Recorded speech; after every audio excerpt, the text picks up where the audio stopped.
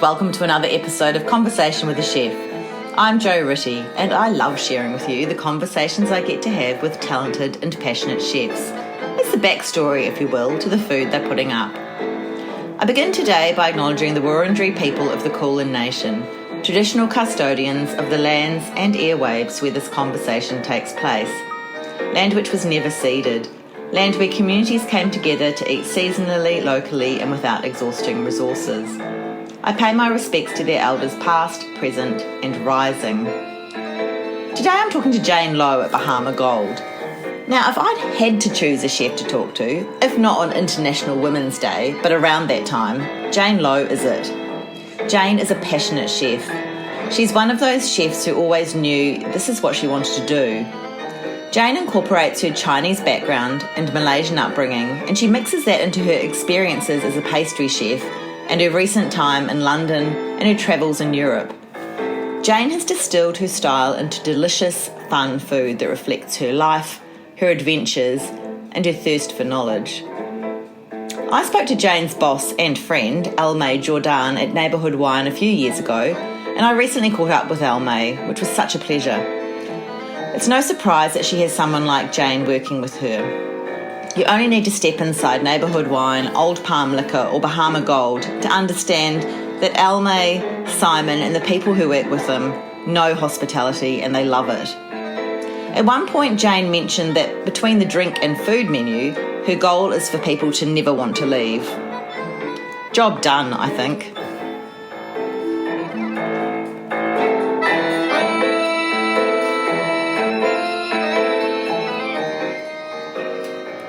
Hi Jane. Hi. How are you? Very good, thank you. Good, thank you. Now, when I came in, you were cooking. Was it a staff meal? Yeah, did you say? staff meal. What were you making? I made some king oyster mushrooms with garlic, chili, ketchup manis, and steak beans. Just for we have a vegan staff member, so just to do something a bit more inclusive for all of us. Yeah, it's nice. How many staff? Tonight we've got 2 in the morning and 2 at night, including me. So 3 on and out tonight. Yeah. And how long has Bahama Gold been open? It's been open. We're actually celebrating our first year next week, on the 18th of March, the first year anniversary. Yeah, wow. So there's Old Palm Liquor, and then what's the role that Bahama Gold plays? What's compared to Old Palm? Bahama Gold is the third business in Simon Damon and Almay Jordaan's repertoire. Neighbourhood Wine is the first, and we've just celebrated a 10-year anniversary, and then followed by Old Palm Liquor that is nearly 3 years old now, and Bahama Gold, which is a year old. So they started organically with 2 restaurants, and this came out of like a COVID necessity. When we went into lockdown, everyone needed booze delivered. Yeah. So everyone wanted like good alcohol delivered with a great selection of tap beers and natural wine. Minimum intervention wine.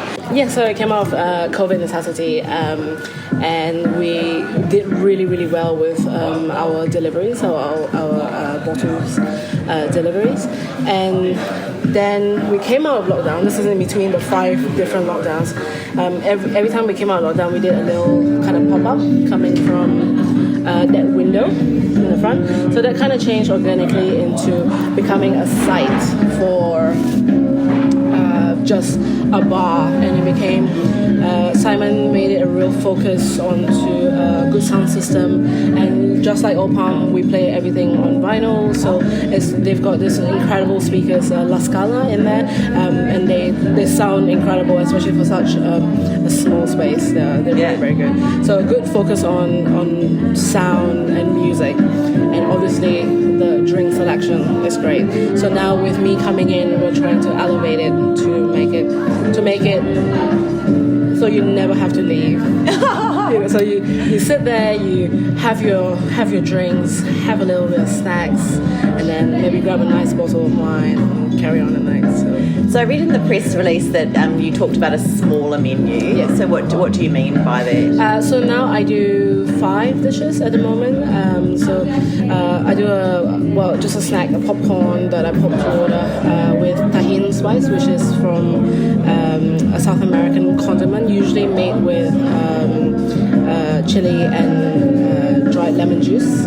So a bit of spicy, a bit sour, but they usually eat it with fruit. So something to keep it moreish and just make the fruit better. Yeah.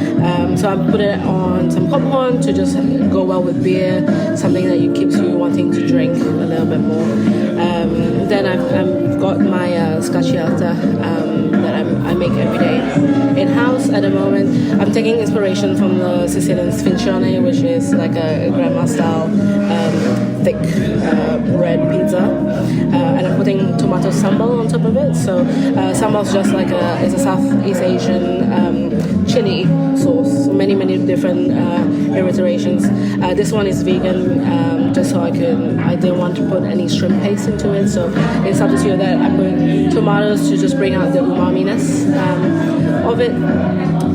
So that goes on the top as I bake it, so it gets singy spots on top, nice like baked crusty sides. Is that what I just saw through there? Yeah, delicious. Sitting on the pass. So I do that every day. Then I do a cold pig mussels with heirloom cucumbers that we get from our supplier Force of Nature down in Romsey.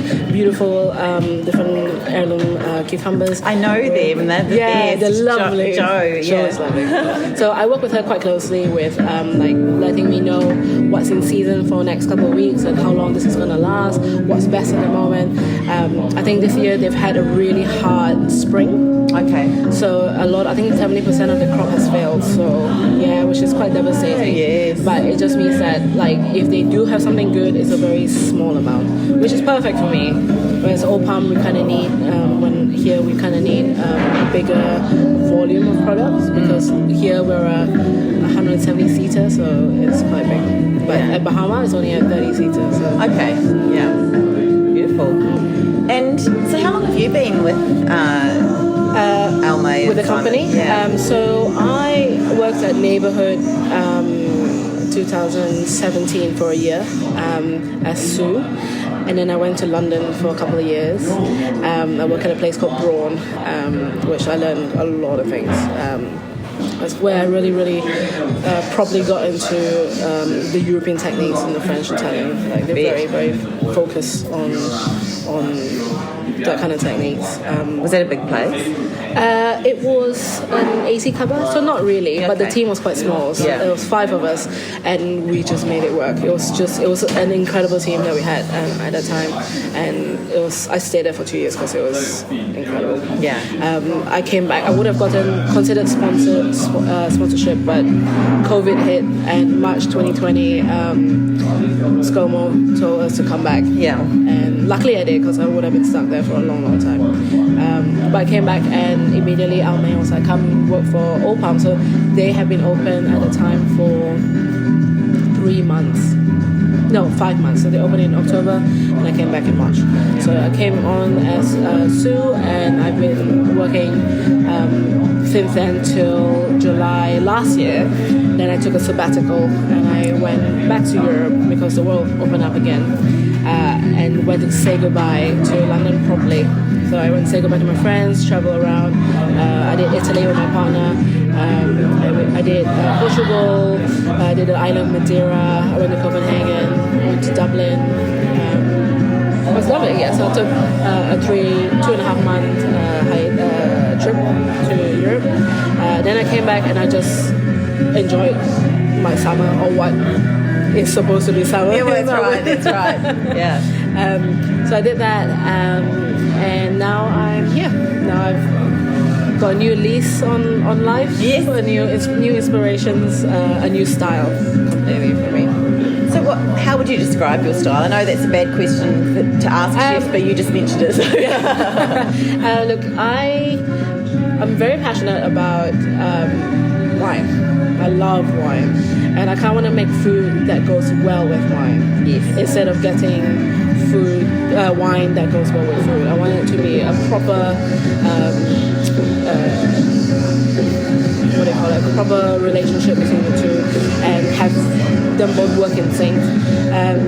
Now at Bahama Gold, I'm focusing on smaller plates so that if you were to dine in and get one of everything, it would compromise of a nice long meal. So something you can snack and graze on, and then but it will still be a substantial amount at the end of it. My style is I used to be a fine dining pastry chef for 8 years, and then I started cooking.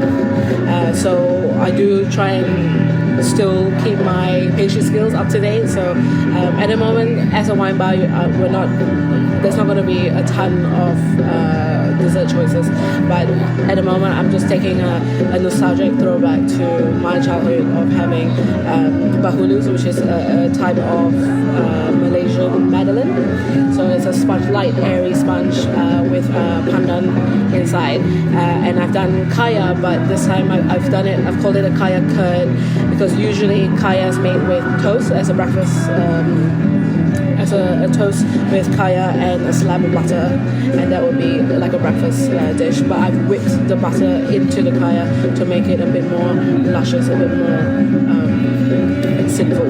Yeah. And so you use the bahulu to dip into the kaya to eat it. So I bake that to order. It takes about 6 minutes. So quick, easy. And so I guess, I mean, everything is informed by what's gone before. So do you think that was from the sabbatical, from the Mediterranean influences and so on, as well as your childhood? Is that sort of mixed? Yeah. So I'm classically trained in like French and Italian, so that's all my past workplaces, and that's what I love to do as well. I think Italian food seems to go really well with Asian influence, and so that's what sometimes I try to do, especially with the scacciata. You can see that, and I love making pasta, so the agnolotti is on it at the moment.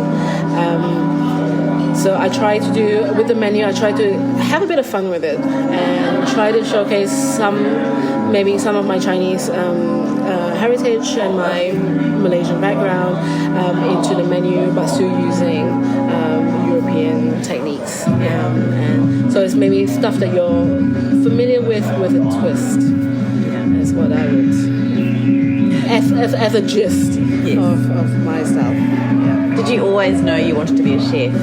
I did, actually, because I think I was 7 years old and I told my mom.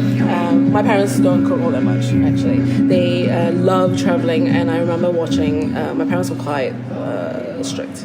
So we weren't allowed to watch any non-educational TV, so no cartoons,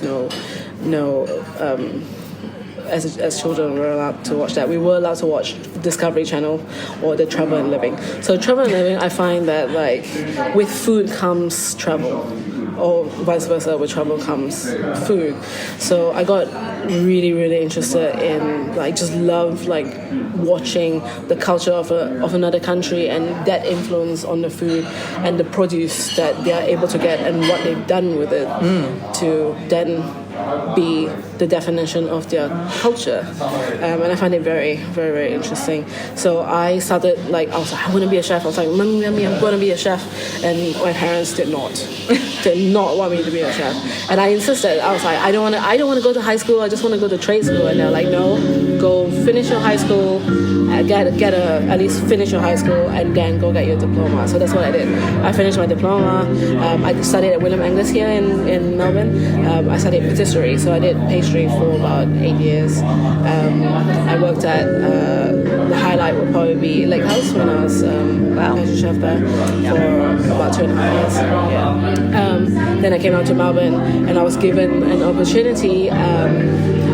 One of the previous SOMs from Lake House opened a wine bar in Fitzroy called Harry and Frankie. It's no longer there, but he approached me and he was like, do you want to head this wine bar? And I was like, I'm a pastry chef. And he was like, yeah, but you've worked in restaurants and you've seen everything. And he's like, I trust you that you will come up with good things. And then that became my foray into cooking, and then since I discovered that I love that equally, so then I went to Neighbourhood, then I went to London, and it kind of just cemented the fact that I actually love both sides, both pastry and cooking. Do you think you'd ever want your own place? I do eventually, but I mean, Simon and Almay are great employers, and it's very hard to. Yeah. And now I would say they're great friends. Yeah. So I've worked for them for many years now. Yes. And it's very hard to give up that relationship. Yes. Yeah. And it's your own now. You're making that little side of it your own in a way. So it's nice. Yeah, it's a good symbiotic relationship where they allow me to have my creative freedom, and I care for the business as if it's my own. Yeah. So it's been in the talks for a long time since I've left OPAM, but hopefully it does well. This is amazing. So, where do you get your inspiration? Do you have lots of cookbooks? Do you look at the internet? Look, it's very hard to pinpoint what exactly my inspiration is. Usually, if I go out and I'm struck by an inspiration, I quickly write it on notes on my phone just so I don't forget it. But a lot of it has come from my travels recently, especially to Italy, because we covered the northern part of Italy. So a bit of that, and then a bit of sometimes like what I want to have in Malaysia and I can't find here. I try and incorporate that, or different techniques that, like, I'll be like, because I didn't actually cook that much Malaysian food growing up. So unfortunately my grandma passed away before I really got into cooking, so I've kind of lost a bit of that. But with that, I look at cookbooks like Summer Shop from the restaurant in Islington in London, and they do a really, really good job. And that was actually one of my go-to places when I really miss home, when I went to that restaurant. Here, like even Roshin's cookbook, a bit of fun. It's kind of like what I inspire, a bit of just food, but not that serious. Yeah, just a little bit of fun in it, not to take myself too seriously. So it sounds like you've had a lot of really great experiences. What would your advice be to young people who are considering becoming a chef? I would say put in the hard yards, have a good work ethic. You can always learn from your superiors, you can always learn from your seniors. Never stop learning. Always self-motivate, because not everyone's going to keep motivating you. So you have to put in the work and keep discovering, keep educating yourself, keep questioning it. Be proactive, that's what I would say. And stick at it. I mean, the industry is changing. 15 years ago when I started, it was quite difficult for a woman, I would say. A lot of misogyny, a lot of sexism. But times have changed, and as it should. Yeah. And it's no better time than now to be a chef. It's the best it's ever been. So. It's great news. Thanks, Jane. Thank you very much, Jo. Thank you so much for listening to this episode of Conversation with a Chef with Jane Lowe at Bahama Gold. You can check out a lot of the goodness that is Bahama Gold on Instagram at bahama.gold. There's not a lot of Jane's food on there as yet because it's new, but I'm sure there will be, and there are some pretty iconic photos of vinyl, as in records. Plus, it's a super cool bar with a big open window onto the street and all the best wine. And if you like what you heard and you want to hear about some other chefs, I'm on Instagram at Conversation with a Chef, and you can read the chat and many other chats at www.conversationwithachef.com. I would love it if you told a friend about my chats, and you can follow me on Apple and Spotify podcasts. Once again, thanks for listening and have a great day.